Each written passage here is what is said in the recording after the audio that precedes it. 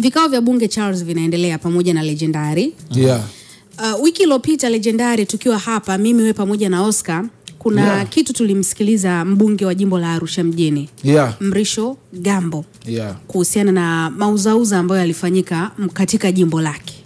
Lakini jana waziri mwenye dhamana ya ofisi ya Rais tawala za mikoa na serikali za mitaa Mohamed Mchengerwa alisema shutuma alizozitoa Mrisho Gambo ni za uongo. Ndio. Yaani kaijibia pale pale bungeni. Unadhani kwa nini labda kaijibu kwa haraka kusema shutuma alizotoa ni za uongo? Lakini sitakuwa kwa nini asiyo yapokee yakafanywa uchunguzi yakapokelewa baadaye afu ikaja kutolewa ripoti? Na unafikiri unajua Mrisho Mashaka Gambo yeye amefanya utafiti wa ambacho anakizungumza na ndio maana alipokiibua kwa mara ya kwanza akiwa anaamini kwamba kuna upotevu wa fedha kwa maana ya ufisadi. Mazingira alikuwa anaeleza ni kama kuna fiction imefanyika kwenye vipimo na kadhalika ambao vimefanya fedha iliyolipwa iwe ni kubwa kuliko fedha ambayo ilipaswa kulipwa. Sasa kwa sababu ni fedha za umma na zimelipwa, akawa anajaribu kuonyesha kwamba jambo hili lina ufisadi ndani yake. Na maagizo ya spika ilikuwa ni kwamba TAMISEMI kafanye uchunguzi na ilete ripoti. Na waziri wa tawala za mikoa na serikali za mitaa Mohamed Mchengerwa amefanya hiyo assignment ya kutafiti tuhuma ama madai yaliyoibuliwa within a week.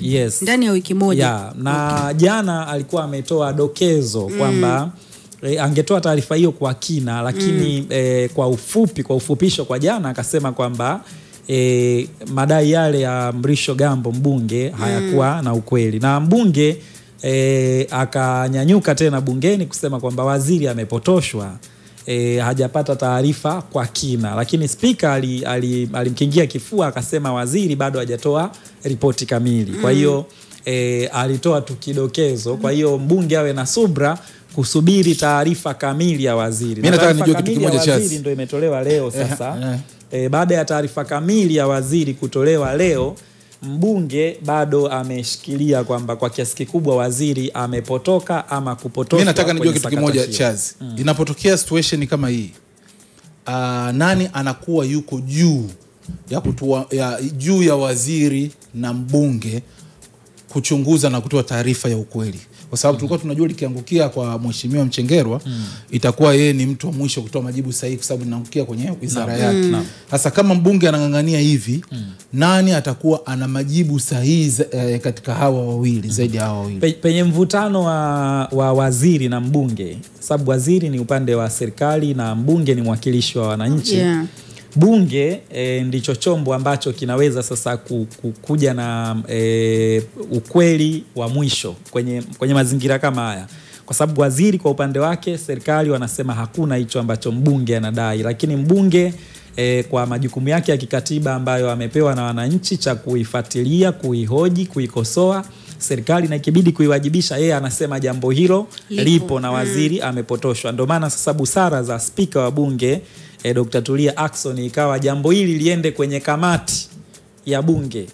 Kule kwenye kamati ya bunge sasa pande hizi zote mbili zinazobishana kwa maana ya mbunge Mrisho Gambo na waziri wa TAMISEMI ambaye amefanya utafiti na kuchukua taarifa rasmi za serikali na wazikutanisha hizi pande mbili, kila upande ukiwa na nyaraka zake na hoja zake.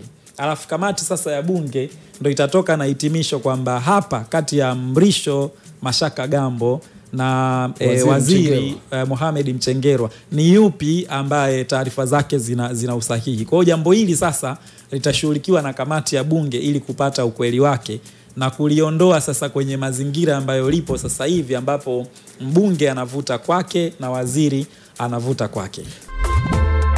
Wasafi So, usafi kama wote.